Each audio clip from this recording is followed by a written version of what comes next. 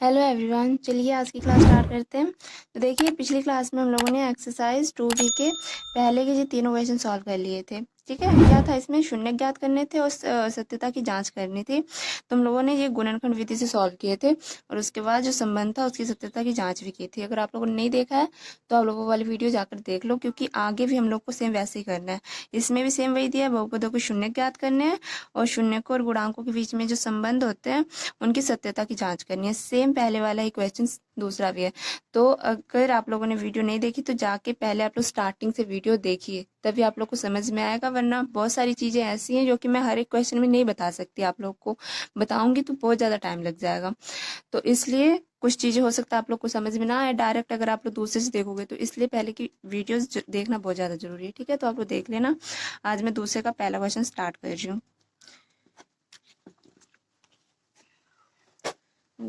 देखिए, तो ये क्वेश्चन है। देखिए, इसमें क्या है, इसमें सिर्फ दो ही पद है हम लोग की। जब दो ही पद है तो इसको बहुत ही सिंपली हम लोग सॉल्व कर सकते हैं। इसमें गुणनखंड विधि जो हम लोग लगाते हैं उसका यूज करने की जरूरत ही नहीं पड़ेगी। तो सबसे पहले तो शून्य ज्ञात करने हैं। शून्य ज्ञात करने के लिए हम लोग क्या करते हैं, जीरो के बराबर करते हैं, जो हम लोग का समीकरण होता है। तो इसको लिखेंगे पहले जीरो। ठीक है, जब भी शून्य ज्ञात करने होते हैं जीरो के बराबर करना होता है। तो देखिए, दो ही पद हैं तो इसमें से हम लोग डायरेक्ट क्या करेंगे, कॉमन लेके इस क्वेश्चन को सॉल्व कर सकते हैं। तो देखिए, दोनों में से क्या कॉमन आएगा, एक तो चार कॉमन आ जाएगा, चार इसमें भी है और चार देखिए इसमें भी आएगा चार। और देखिए यू स्क्वायर यहाँ पे और यू यहाँ पे है तो यू कॉमन आ जाएगा। तो देखिए चार तो बाहर आ गया, यू स्क्वायर था, सिर्फ एक ही यू है ना, तो यहाँ पे एक रह जाएगा।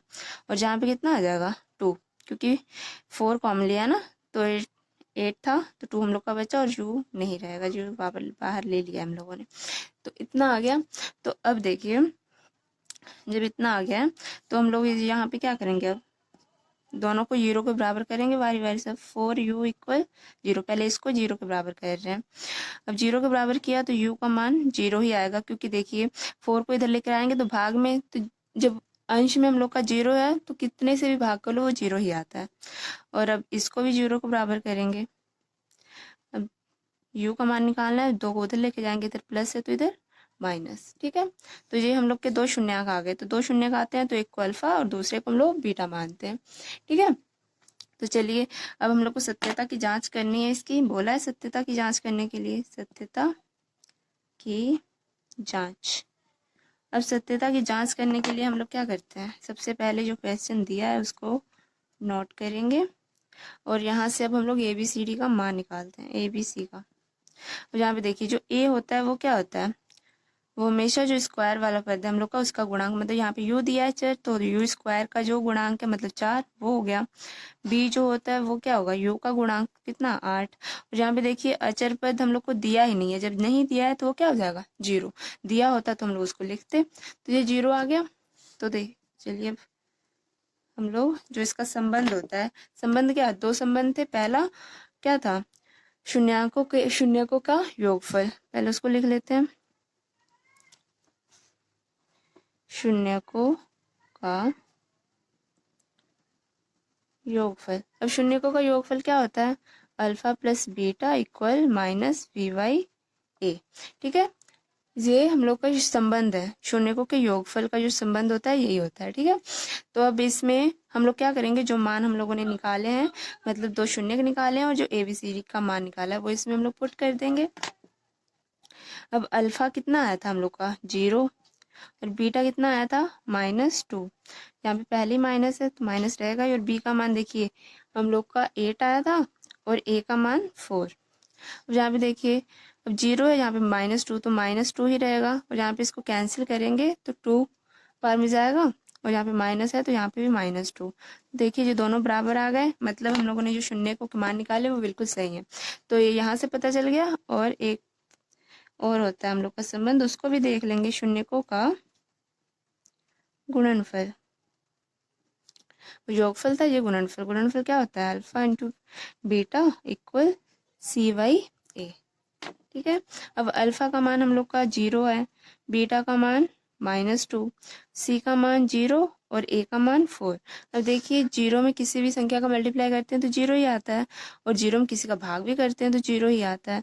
तो यहाँ से भी ये दोनों बराबर आ गए। जब ये दोनों संबंध जो थे हम लोगों ने सॉल्व किया, तो दोनों का मान क्या है, सेम सेम आ रहा है, ये दोनों सेम आए और ये दोनों भी सेम ही आए। तो इसलिए हम लोगों ने जो क्वेश्चन सॉल्व किया, मतलब जो शून्य निकाले हैं वो बिल्कुल क्या है, सही है। ठीक है, तो ये क्वेश्चन सॉल्व हो गया। अब अगला क्वेश्चन सेकंड का देखिए, दूसरे का दूसरा क्वेश्चन, दूसरे का दूसरा जो क्वेश्चन है वो दिया हुआ है t² - 15 जो क्वेश्चन दिया है, तो इसको जल्दी से हम लोग सॉल्व कर लेते हैं।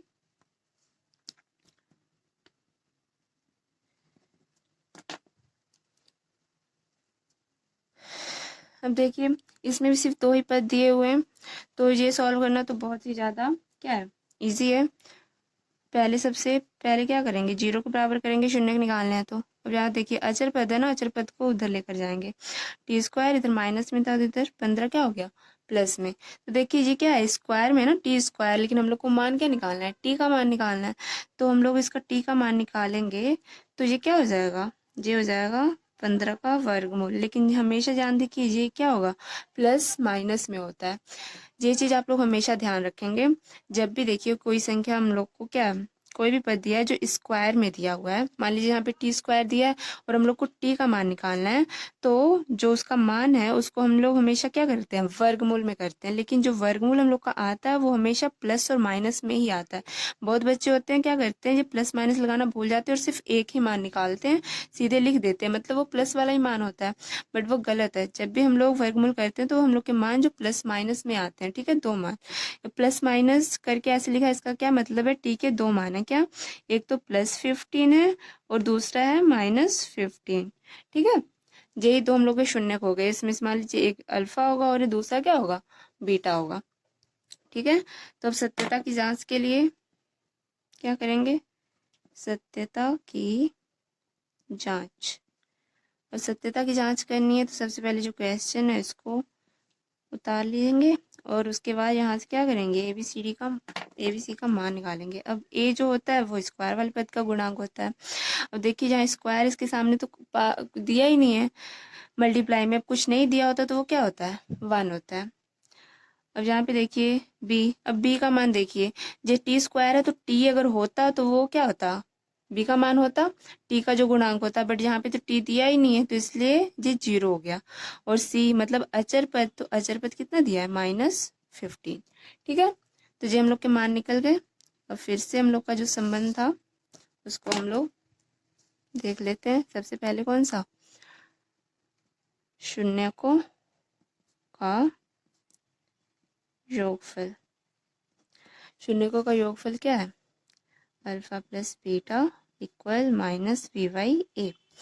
तो देखिए हम लोग का अल्फा और बीटा क्या है, अल्फा का मान आया है √15 और प्लस बीटा का मान -√15। ठीक है, और यहाँ पे माइनस तो है तो माइनस रहेगा ही। और बी का मान देखिए 0 आया है और ए का मान हम लोग का 1 था। अब देखिए यहाँ पे आ गया 15, ये प्लस माइनस माइनस, यहाँ पे √15। और जहाँ पे देखिए 0 है, 0 में किसी का भी भाग देते हैं तो 0 होगा, और प्लस माइनस से तो फर्क ही नहीं पड़ता, जब 0 है तो बस 0 ही रहता है। और जहाँ पे देखिए 15 √15 में से √15 जाएगा तो 0 ही बचेगा, मतलब क्या आ गया, 0 0। तो जे हम लोग का बराबर आ गया। अब ऐसे गुणनफल भी निकाल लेंगे, शून्यकों का गुणनफल। और शून्यकों का जो गुणनफल होता है वो होता है अल्फा बीटा इक्वल c/a। तो अल्फा का मान है √15 और बीटा का मान है -√15 और सी का मान देखिए -15 है और ए का 1। तो देखिए ये माइनस है, प्लस इसके सामने प्लस, ये माइनस, प्लस माइनस माइनस होते हैं। और देखिए जी √15 और √15 का मल्टीप्लाई करेंगे ना तो ये 100 हट जाता है, तो सिर्फ क्या बचेगा, 15।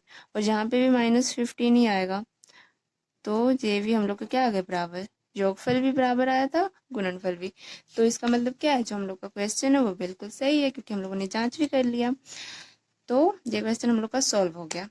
अब आगे क्वेश्चन हम लोग क्या करेंगे, अगली वीडियो में अगली क्लास में देखेंगे। तो देखिए मैंने इसके पहला क्वेश्चन भी ऐसे सॉल्व कर रहे थे, दूसरा भी काफ़ी क्वेश्चन बता दिए।